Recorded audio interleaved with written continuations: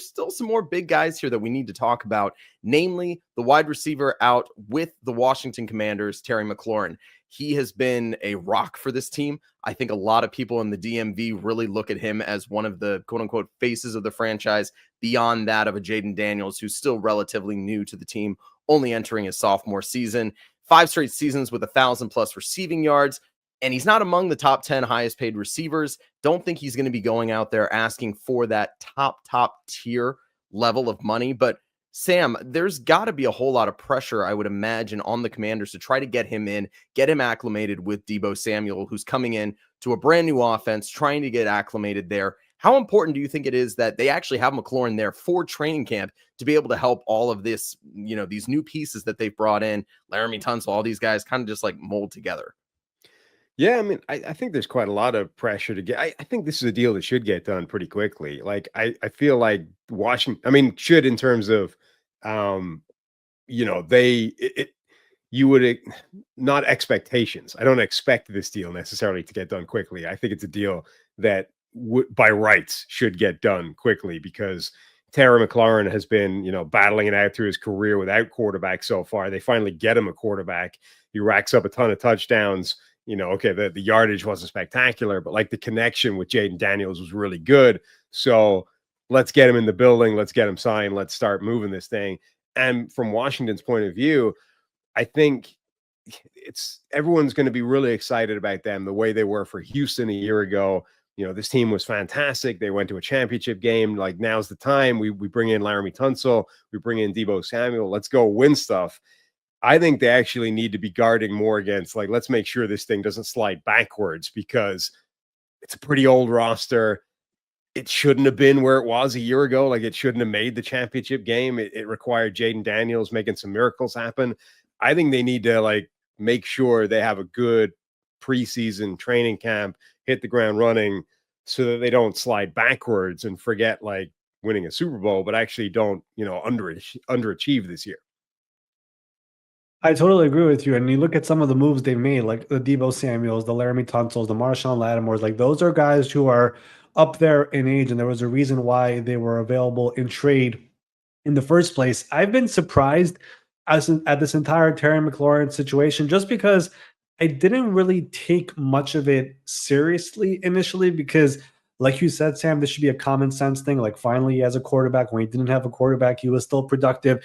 He is the model player you want to have on the field, off the field, in the locker room, as a leader, as a player. Everything you ask from an organization. When they were going through the entire ownership stuff, when Ron Rivera was also still there was a lot of stuff going on off the field. Like, he was the one guy who they always put in front of the cameras to speak, and he kind of leveled the ship over there with the organization. Now it's time to pay him. And surprisingly, the Commanders have been not so active in these negotiations to this point. And you look at Terry McLaurin, final year of his contract, he saw some of the contracts that happened this offseason, including the DK Metcalf one, which is over $30 million per year. That's the number we are looking for over here. And Terry has not necessarily been in the NFL for a long time, but he's actually turning 30 here in September. And that has been part of the discussion over here, at least within that Commanders front office, for whatever reason. So how much money are they willing to pay him over here on a next contract? My sense has been the Commanders are in those high 20s, and Terry is looking to get into those, mid 30s or low 30s, and they essentially have not been seeing eye to eye. Keep in mind, this is somebody who showed up for minicamp as soon as it got close to the end of minicamp, the mandatory stuff. He left, he bounced, he was not there anymore. So he did this last time also before his first contract extension. This is somebody who could potentially not be there come training camp, which makes things, again, very awkward for a team that has super high aspirations here in 2025. Hey, guys, just taking a quick break to tell you, hey, just over 50% of you are still unsubscribed to Check the Mic. It helps the channel. It helps to make sure that you don't miss any of our shows. So if you have a chance, hit the subscribe button right now. And we know when these meetings are taking place, it's obviously not just the player and Adam Peters or whomever else is in the room, Josh Harris, those guys, the ownership group for the Commanders. You're in there with the agents. They're laying everything out. They're saying, hey, this guy got paid this much. DK Metcalf got paid this much. These are the numbers we're going to be building off of. Sam, if you're looking at that sheet of players that has those guys, those top receivers in the league, he definitely fits into that group there. Do you think that they're looking at it truly as like, this is a top 10 receiver in the NFL. This is how he should be paid? Yeah, but I think that age definitely complicates everything, right? Like, I think it's a pretty easy conversation, I think, if you're Terry McLaurin, to say DK Metcalf got $30 million a year. I'm at least as good as DK Metcalf, therefore I get $30 million a year. But they go, yeah, but you're 30. Like, you're at that age where, again, like wide receivers, I think, is very similar to pass rushers, where once you get to 30, you get very, very twitchy about when this decline is going to start to happen. And maybe it won't come for a while, and those guys will be able to go into their mid-30s and all will be good, but maybe it comes at 31, right? And that's happened to receivers in recent memory, let alone down the years. So it gets you into very difficult territory in terms of not just the number we always throw out, the APY, $30 million a year, but more importantly, perhaps, is how it's structured, right? How many years, where are the guarantees, how much comes up front, all those kinds of things. So I think it just gets difficult when you start to get at that kind of age where, even if they agree, yeah, right now you're a better wide receiver than DK Metcalf, but what happens next year and in year, the year after that, that's where we get into real problems.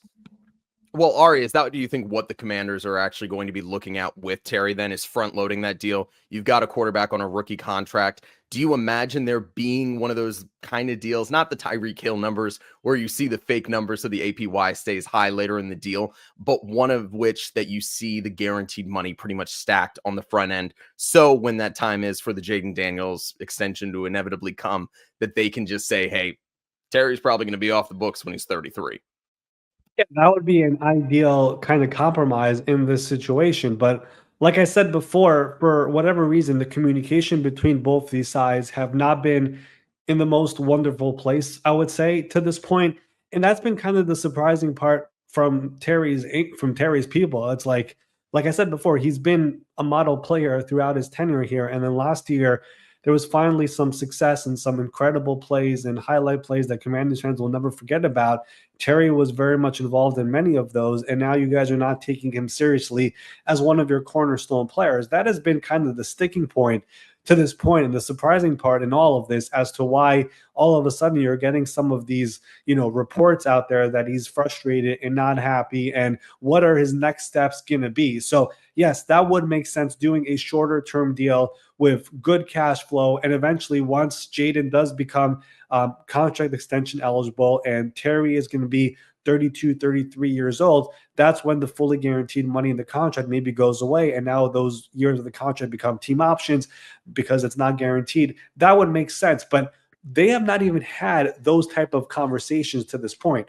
There have definitely been some, contract proposals back and forth, but nothing that is, I would say, significant that there has been, some back and forth here where it's moving in a certain direction. They have not had that to this point. So until that happens, I don't even know what both sides really want for this to happen over here. I do know the numbers that both people are proposing over here, but this has been a situation that should be going smoother, but for whatever reason, it's not. And Washington is not, a normal team with a rookie quarterback where they have like this overabundance of cash space, because they kind of realized that and then threw it all at veterans, right? They like Laramie Tunsil, Deebo Samuel. They kind of spent a lot of their abundance of cash space because of the rookie quarterback on other veterans already. So they're not up against it, but like they're not swimming in money the way a lot of these teams with rookie quarterbacks are to give a guy like Terry McLaurin whatever he wants. Is this the first big deal that the Adam Peters, like the first sort of stare down that this regime has had now since taking over Washington? Stare down, yes. Have they done other extensions? They have. They did Sam Cosmi last year, the offensive lineman, so that was a big contract. But when it comes to actually having a stare down with a player, this would be the first one that comes to mind that I could think of. Obviously, they haven't really been there for long. This is only their second year. So this is the first significant one they have. But the thing is, it's not as loud as the Trey Hendrickson one. It's not as loud as the TJ Watt one. But I think in these next couple of days and once training camp comes around, that's when this thing has potential to get louder. Thanks for watching all the way to the end of our video. For more great content, click here to subscribe and here to watch another video. We'll see you again soon.